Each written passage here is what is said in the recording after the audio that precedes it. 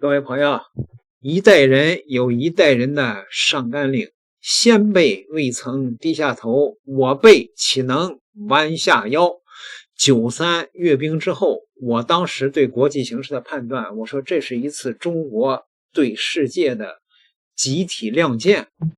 告诉你，从今以后，中国不再忍了，可不是吗？美国现在呢已经是黔驴技穷，气急败坏了啊！这两天呢，美国的高官满嘴胡话啊，这个财政部长竟然说要拿中国的这个留学生来说事儿。你可别忘了，中国留学生给美国每年贡献上百亿的这个钱呢，要把中国留学生全部都给驱逐了，那就干呗。这个疯狂的川普政府啊，美国的一些建制派啊，也觉得这是要疯。美国的 CNN 10月14号说呢，中国呢并没有重燃与美国的贸易紧张局势，川普才是罪魁祸首。多位的美国分析人士表示，若非美国川普政府9月底扩大对中国企业的出口管制，违反了中美两国领导人的这种贸易谈判的这个原则将数千家企业追加列入实体清单。本来呢，两国的贸易紧张局势可以避免。川普呢，最近呢对中国加码稀土出口的新规感到震惊，他指责中国变得敌对。那从中国的角度来看呢，正是美国不断的扩大对中企的限制措施，加剧了紧张的局势，才迫使中国进一步收紧对这一关键的战略资源的出口。这个贸易摩擦呢迅速的升级，中国呢祭出了美国常用的全球长臂管辖。中国学美国这是一个莫大的讽刺。你不是说美国的技术只要是应用在里边，你就可以长臂管辖吗？那好，我中国的稀土只要含在里边1/1000，那我就可以长臂管辖。这一下把美国就给搞麻爪了，你知道吗？美国现在说实在的已经是气急败坏了。因为什么呀？因为马上美国的所有的牵扯到这个轻工业呀之类的，马上就要停产了，因为没有材料了。你不说军工，就说这个汽车还有一些需要这个电机的地方都没有磁铁稀土了。川普呢，大家不要被他表面上的这种小商人的这种虚伪骗了，这家伙纯属一个笑面虎，他其实是对中国是有着刻骨铭心的这种恐惧和仇恨的。如果他有办法的话，他下一秒钟就会把中国给毁灭。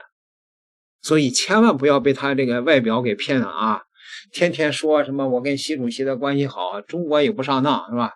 他说最好听的话，做最狠的事儿，这不是对中国的船舶要征收高额的这个港口费吗？中国也不跟他客气你给我搞这个来吧，那就美国不是造船少吗？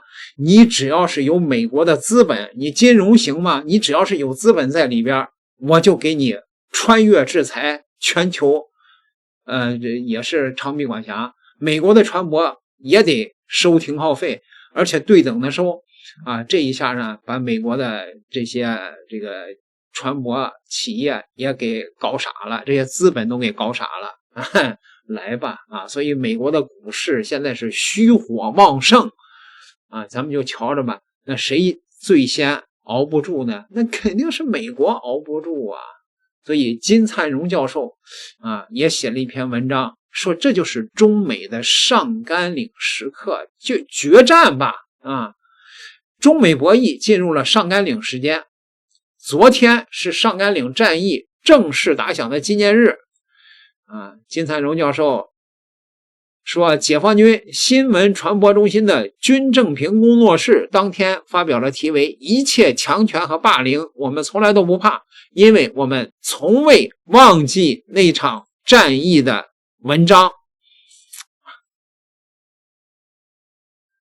将中美近期的博弈比作上甘岭战役。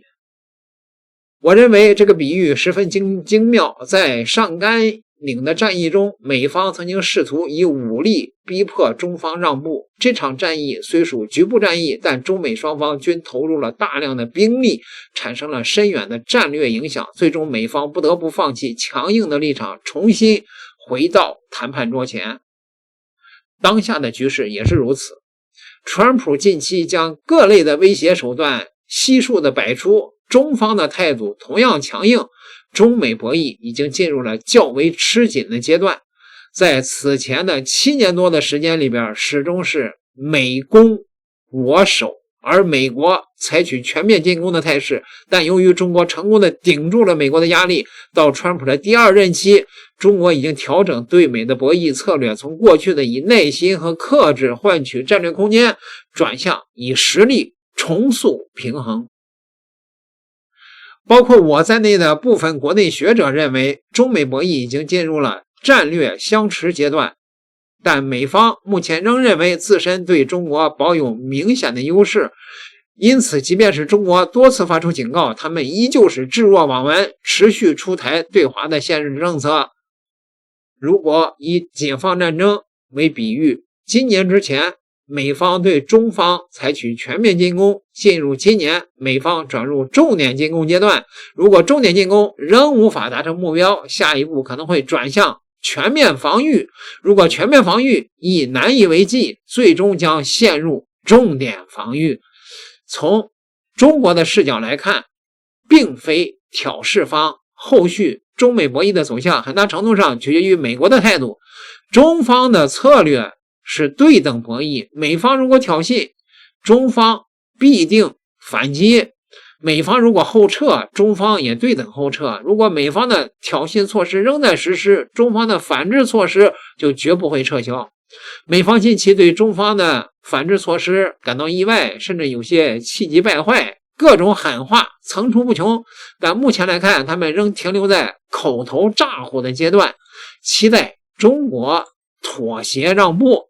中国显然不会妥协，因为对美方的胁迫，中方已经具备一系列的应对办法。软件不向中国供应，中国本土的企业的发展机遇便随之而来。波音中断对中国的飞机供应，波音自身将遭受重大损失。即便是中美贸易暂时中断，中国也可以依托国内市场与其他的国际市场维持发展。因此呢，尽管川普表面上闹得凶，实际行动中却较为克制，其核心的诉求仍是希望与中国谈判，他对与中国全面对抗并无把握。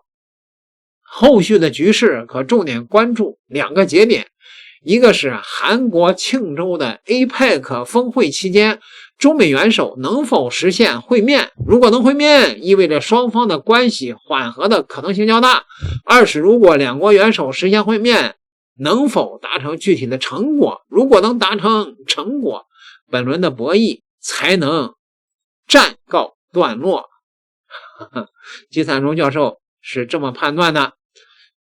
中国的网友呢，大部分还是支持决战就决战，掀桌子就掀桌子。73年前，我们的钢少气多就是我们的钢铁少我们的这个气势多没有空中后勤等优势，但英雄的先辈以钢铁的意志狙击成功。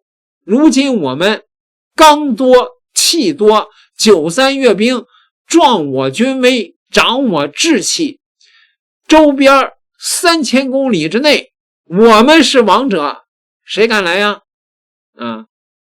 是吧？正义必胜，祖国必胜，和平来之不易向先烈致敬。中国人民永远铭记第一代人打了3辈人的仗立国，第2代人吃了3辈人的苦强国，第3代人加了3辈人的班富国，1代人有1代人的上甘岭。